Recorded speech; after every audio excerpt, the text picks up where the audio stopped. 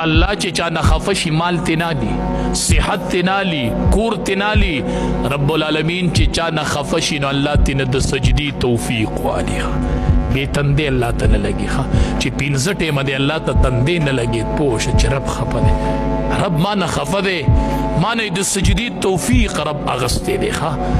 او علما وایي تا ته به څنګه پته لګي چې زما منځ قبول شو وای د منځ د قبولیت نښه دا ده چې کله یو منځ پسې دی بل منځ وکړو نو دا د مخکني منځ د قبولیت نښه ده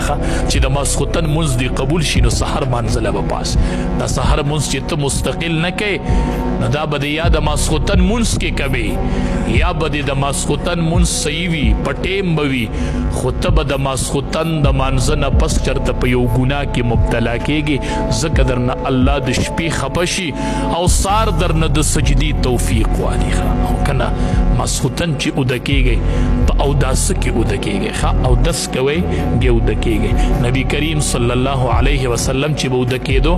اودس به یې وکړو سر به یې منګس کو او سترګې مبارکې به یې تورې کړلې او لاس به یې داسې د ښي اننګي د لاندې کېښود او داسې به امام الانبیا اوده شو چې اوده کېږئ نو اوداسه کې اوده کېږئ ځکه دا مرګ دا خوب چې دی دا د مرګ غرور دی دا د مرګ غرور دی النوم اخو الموت پته نه لګي وایا که سم لمه خو بیا پانه سمه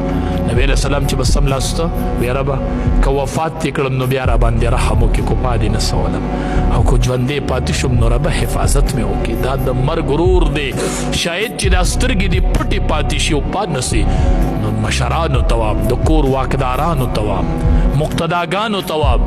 معمول جوړ کړئ چې د شپې اوداسه کې اوده کېږئ اوداسه کې اوده کېږئ او دا قاعده ده دا قانون دی چې کم حالت کې سړی ډیر وخت تیری پاغي کې ولا مرګ راځي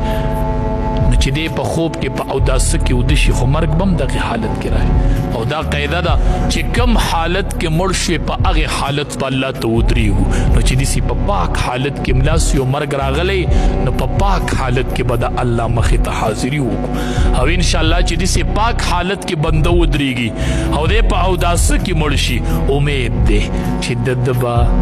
انشاءالله معامله برابري او علما وایي څوک چې په اوداسه کې ګرځي د ده نه به مونځ نه پاتې کېږي دا اهمه پیدا ده چې دنه به مونځ نه پاتې کېږي او بل اودس چې دی صلاح المؤمن دا د مؤمن اصلحه ده تماچه مه ګرځوه ټوپک مه ګرځوه اوداسه کې ګرځه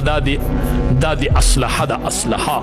او چې د شپې سملې آیات الکرسي ووایي الله یو فرشته مقرر کړي د ساره پورې د حفاظت کوه نبی کریم صلی الله علیه وسلم بلال رضی الله تعالی عنہ ته فرمایي بلاله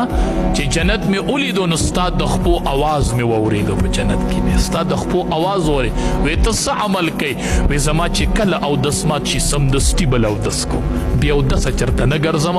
همیشه په اودس کې ګرځم وی ما دې په جنت کې د خپو د بیزار اواز واورېدو چې سړی څو پورې اوداسه کې د سره اسلحه موجود ده شیطان د ده مقابله نشي کولی نو چې سړی اودس کې ګرځي نو د ده نه به مونځ نه پاتې کېږي دا مونځ چې اکثر سړي نه پاتې شي نو دا وجه دی چې په اودس یې سمې نه راځي اوس په جورابي وباسم څادر به لر کوم اودس به کومه نو مونځ